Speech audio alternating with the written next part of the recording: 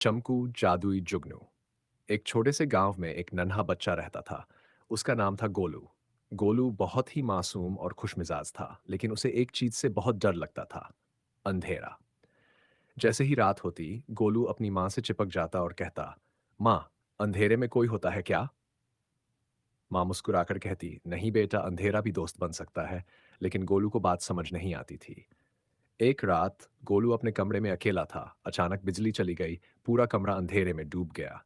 गोलू डर के मारे रोने लगा। माँ, माँ। तभी उसने देखा कि कमरे के कोने में एक छोटी सी चमकती रोशनी दिखाई दे रही है। वह धीरे धीरे उसके पास आई और बोली, डरो मत, मैं हूं ना। गोलू हैरान हो गया, तुम कौन हो?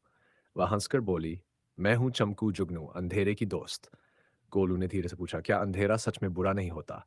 चमकू बोली, नहीं, अंधेरा तो बस एक मौका है जिसमें छोटे छोटे उजाले चमक सकते हैं। फिर चमकू गोलू को खिड़की के पास ले गई। बाहर पूरा आसमान तारों से भरा हुआ था। पेड़ों के पास कई जुगनू चमक रहे थे। चमकू बोली, देखो गोलू, अगर अंधेरा ना होता तो ये सारी सुंदर रोशनी कैसे दिखती?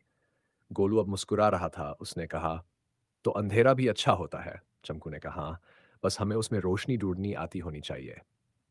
इतना कहकर चमकू धीरे धीरे आसमान की तरफ उड़ गई और फिर गायब हो गई।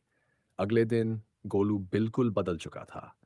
अब वह रात से नहीं डरता था, बल्कि हर रात खिड़की से आसमान देखता और कहता, धन्यवाद चमकू, तुमने मुझे अंधेरे में रोशनी देखना सिखाया।